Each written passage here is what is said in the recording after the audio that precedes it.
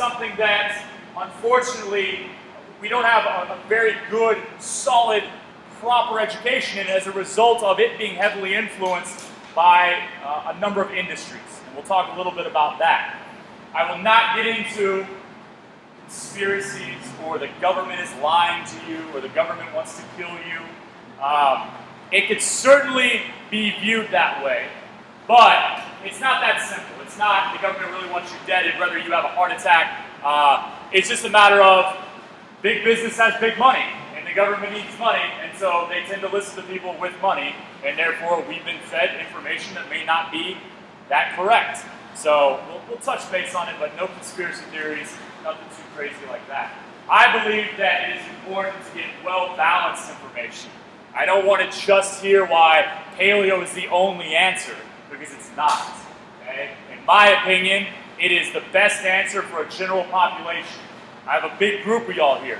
We are all unique in certain ways, but at the same time, as John Welborn says, we are not unique snowflakes. We're the same pieces of decaying matter. That's it. It's not very exciting. It's the exact opposite of what your parents told you when you were a kid, but you're not special, okay? Even if you have something special to you, there's thousands of other people that have that same thing. You're not special. So general information can go a long way. For those of you that have seen success in CrossFit, it's the same idea.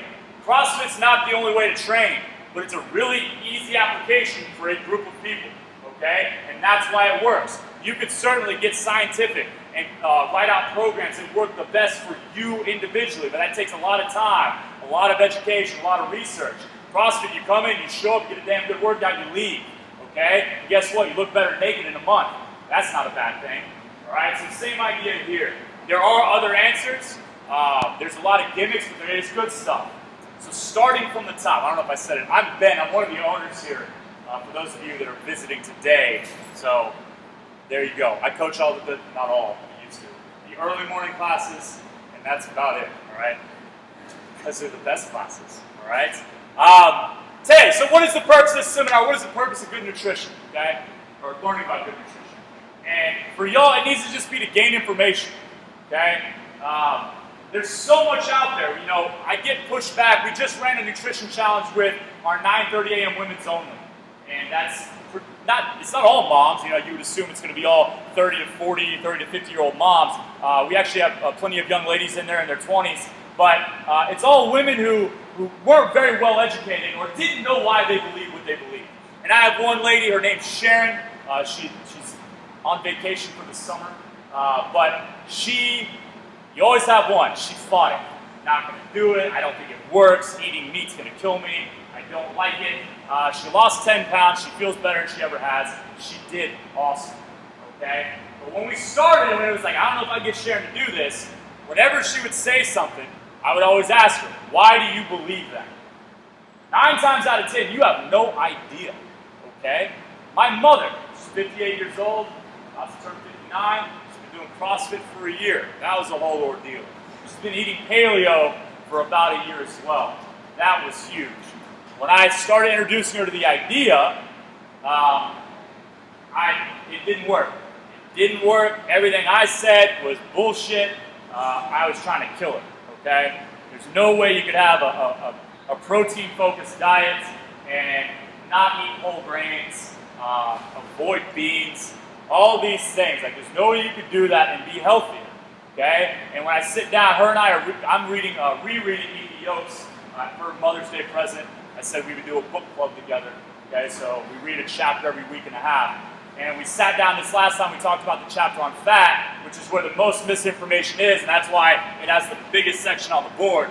And I would ask her, because she would really get stuck in her ways, and I'd ask her, why do you believe that? She'd say, well, that's just what we were taught. We believe these things when we saw it on a commercial.